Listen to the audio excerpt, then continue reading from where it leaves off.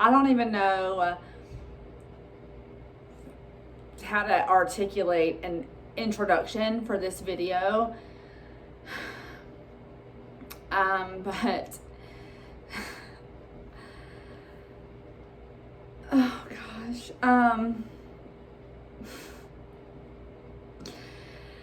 If you've followed me for a long time, you would know that I was completely done having kids after the twins. I had honestly no desire to have any more kids because I was raising my 3 on my own.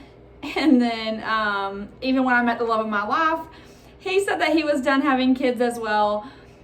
And so we were very much at peace with being done. Like, we didn't have any plans to like collectively try to have a child together. We were happy with our 4. We were happy with that.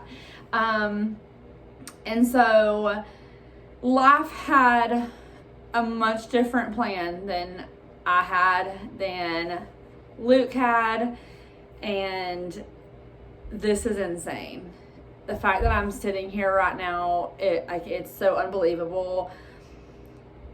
I've known now for about 2.5 weeks, and I don't really think it's set in. I am very sick, so that helps with the reality that there is something in there, but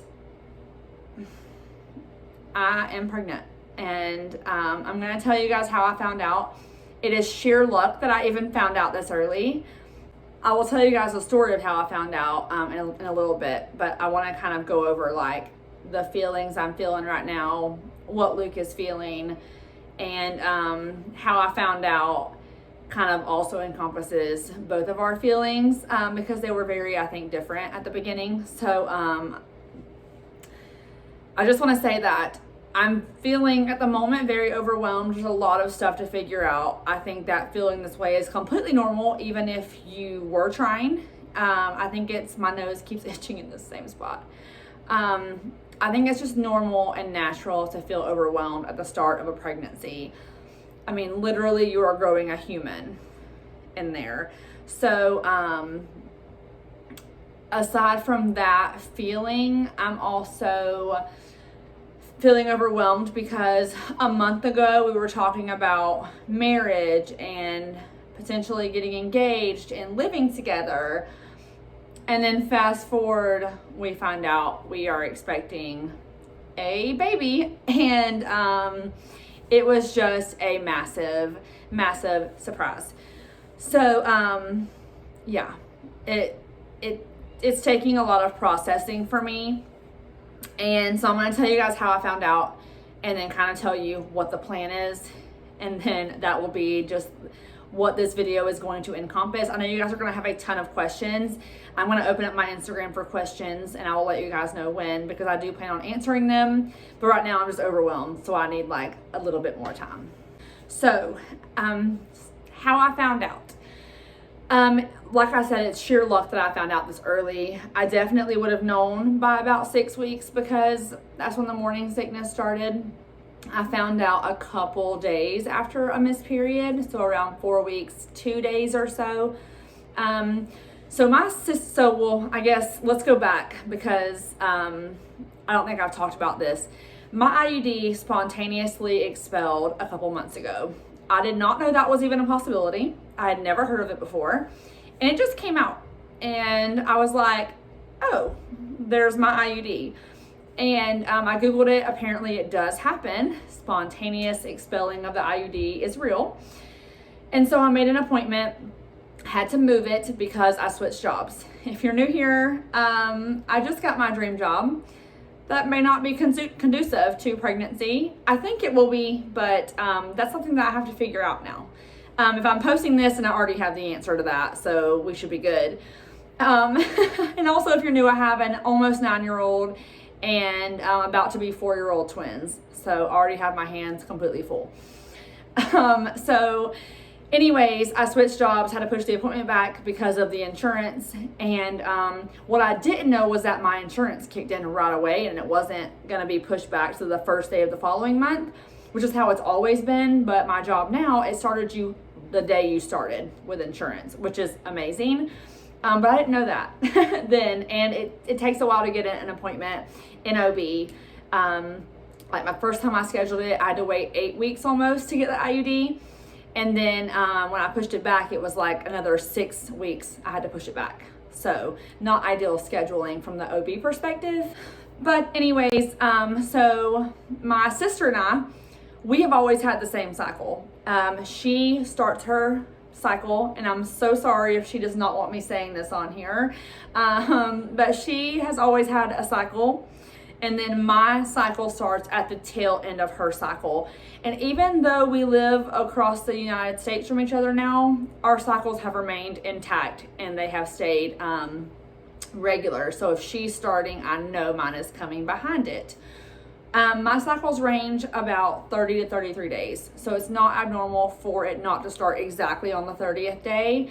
And I'm okay with that because I know that's regular for me. So my sister calls me up, and we talk every day. And she calls me, she's complaining that she is in pain.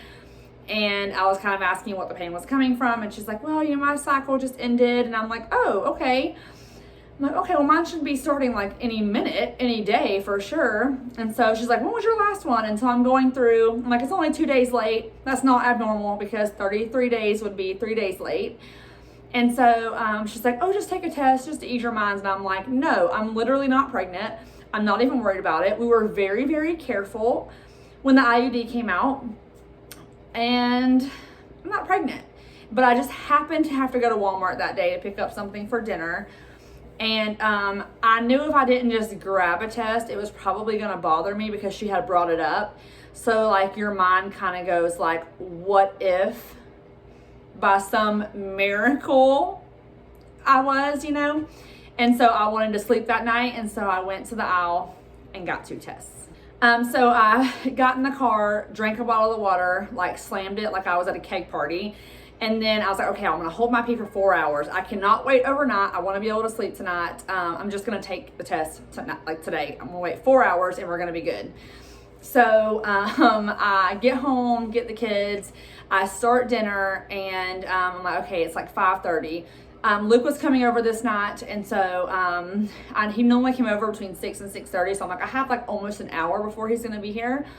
So I was at a stopping point with dinner that I was simmering something for like 10 minutes. I ran upstairs, took the test really quick. I just peed in a little cup and then took the dropper, dripped it on the test, covered it, went downstairs. I'm like, I'll just go back up there in a few minutes when I have a second. I need to stir the stuff on the stove. It was at that time that I came downstairs, like a minute later, I heard Luke pull in the driveway. And I like instantly panicked because I'm like, he's early. And so I'm like, crap. So like I run back upstairs. I was just gonna like get rid of the test. And so I just like, without even thinking, snatched the paper off, went to throw it away. And there were 2 lines. The second line, the test line, was so blatantly positive. When I saw it and realized like, it was like a double take where I like looked back. It was very clear that it was positive. And at that moment, I felt like someone had knocked the wind out of me. I gasped, and then there was like no other air exchange happening at that point. I'm like, what? And I'm just staring at it like I have to be like making, like I'm hallucinating. And it was completely just a dark red line. Now, because he had just pulled in the driveway, I had like little to no time to react to it because I had dinner on the stove. So I just like leave the test on the bathroom counter, and I'm like, okay, everything's fine. I'm gonna just, okay, we're fine. I'm gonna go downstairs, act like everything's fine, and I'll tell him later tonight. And as I'm walking down the stairs, I hear his voice. He's like talking to the kid, saying hello. I start to hyperventilate, and my eyes start to have tears. And so I'm trying to act normal, and there's like tears coming out of my eyes. And so I walk right past him, like ignore him. I go to the stove and I'm trying to breathe. He's like, hey, and I'm like, I just need a minute. And he's like, okay. And so he like comes over here, goes back in there, and he's like, what, what's wrong? Are you all right? And I'm like, I just need a second. The tears really start flowing then. I'm hyperventilating. I'm like, okay, the dinner's where I can just like take it off and like put it on low. And so I'm like, let's just go upstairs. The kids were coloring. They had no clue what was going on, thank gosh.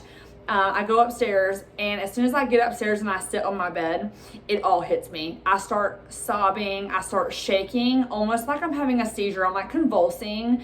I've never had a reaction like that before. I think I was just literally in so much shock. And I was honestly kind of scared of his reaction, even though I had no reason to be scared of his reaction. I was just so shocked that I'm like, I know he's going to be equally as shocked. So he was like trying to get me to speak. I could not speak. I finally was able to get out the words, I'm pregnant. And he was like, huh? Because he couldn't understand me. And I'm like, and I say it again. And he's like, very calm. Okay, well, we'll figure this out. The fact that he is so calm, it kills me.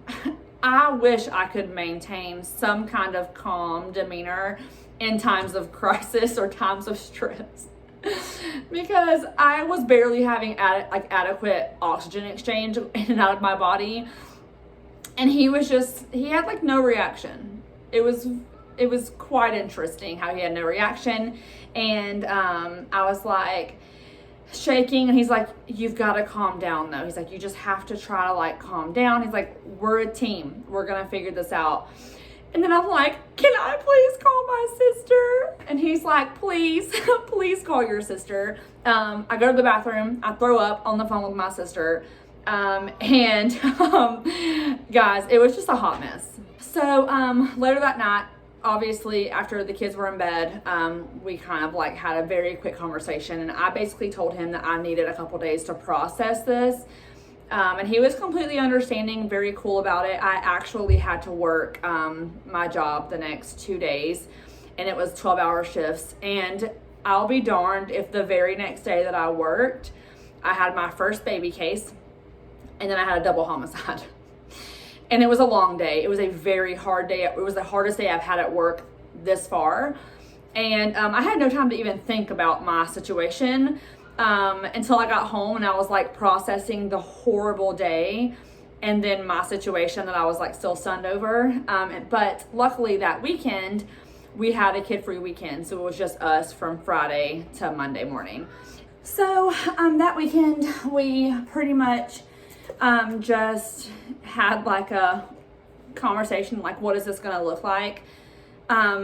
It was a big change for us. We had spent a lot of weekends logistically figuring out how living together was going to work, like what timing we wanted to move in at the same time. We had talked about getting engaged so many times, looked at rings, things like that.